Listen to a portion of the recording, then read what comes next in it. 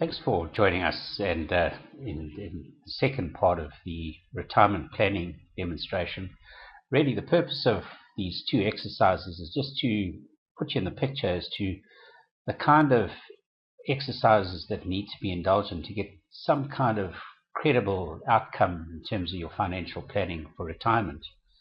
You may recall that we had this imaginary fellow by the name of Joe, who's 45 years old, working for a company, been there 6 or 7 years, earning 20,000 Rand a month on a pension fund, and he's got some retirement annuities, he's got some money in Allan Gray and a unit trust, he's got an endowment as well.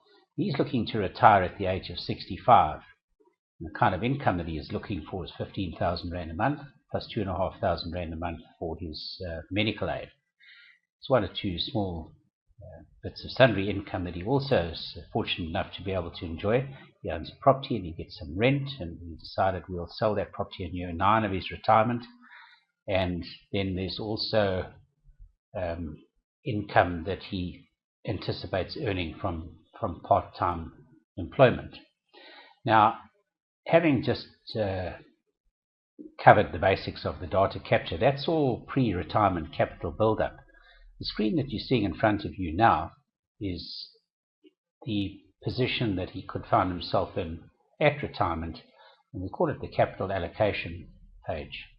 Now, up here you see all the discretionary, the compulsory money, so all the proceeds of pension funds, preservation funds, retirement annuities. We've elected to take maximum commutation, and it works out the tax that would be payable on the commutation, the net after-tax commutation that then becomes available as discretionary money, and then what's available to buy him a pension. And that then gets transferred down here, if you follow the cursor, and that's his compulsory capital. The discretionary capital would be his unit trusts, his endowment, and the net after-tax commutation, which is up here, and that amounts to 5 million Rand. So in total, he's got 7.5 million Rand to invest to provide him with an income for the rest of his life. Now, a lot of people would say, well, that's a lot of money. Anyone wanting 15 or 17,500 Rand, as Joe is looking for, might say, well, that's fine, he should be fine. Well, let's see. Let's do the exercise. What now happens is this living annuity money gets pulled through up here, and we start to invoke a little color coding, so whether you're seeing brown or burgundy on your screen. And then the 5 million Rand discretionary money then gets allocated between an income cash flow or portfolio and a growth portfolio. And we apply different rates of growth to these portfolios. And this example and the tool that I'm using, which is the 4Sight retirement planning tool, assumes the use of unit trust linked products. In other words, a linked living annuity where you underpin your living annuity by a portfolio of unit trusts, likewise your income fund, likewise your growth fund. We're assuming a rate of growth of 10% per annum.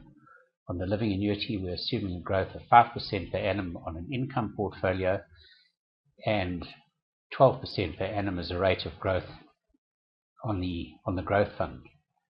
And what we've actually done, if you have a look, we've looked to satisfy the income need by providing, first of all, taking into account the sundry income, which is his rental and his part-time employment salary. It then looks to satisfy the income need with living annuity, and then it looks to the income portfolio, which is the blue up here. And if you look at the capital graph, you can see that the blue, in other words, the income portfolio, exhausts itself after about 5 years.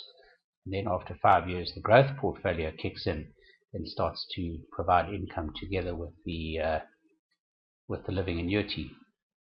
We've assumed a drawdown of 7% per annum from the living annuity. And the upshot of all of this is, based on the income need, based on the rate of escalation of that income, based on the capital requirements, new cars and holidays and that sort of thing, Joe is only expected to be able to enjoy the full income required, escalating with inflation, plus I think we assume 3% per annum over and above inflation, so net 9%. So you can follow this graph and see how his income need is escalating. So based on these assumptions and growth forecasts, he's only expected to be able to enjoy his required level of income up to age 79. Now what we need to do is to go and have a look at some scenario testing. And here we have the graphs all replicated, so I don't need to go through all of those. Bear in mind, Joe is 45 years old, so he's still got some time to sort this problem out.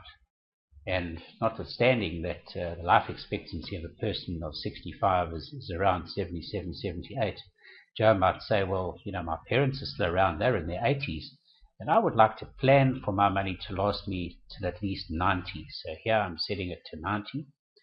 And Joe might say, well, how much do I need to invest per month in a new investment to be able to have enough capital to last me to age 90?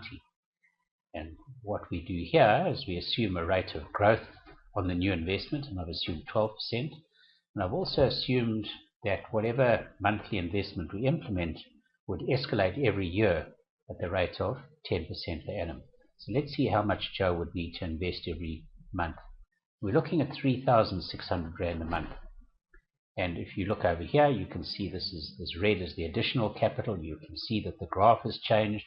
His money lasts him all the way through to 90. So just by investing 3,600 Rand a month, we can take care of that problem. Problem though is Joe only earns 20,000 Rand a month and he's got a family to look after, so that's quite a big call. Let's have a look and see what other options are available. Joe could say, well, instead of taking 6% inflation plus 3% annual increase in my retirement income, what happens if I take just the inflation rate? Straight away we've pushed him from 79 to 81, and then if we calculate how much he needs to invest, it's only 2,000 Rand a month. I've given you just a brief overview on some of the functionality of this particular tool and the kind of processes that you need to go through with your financial advisor in order to put together some kind of credible retirement plan. I trust that it's been useful, and should you have any problems, you're more than welcome to contact us, and we can try and assist where we can.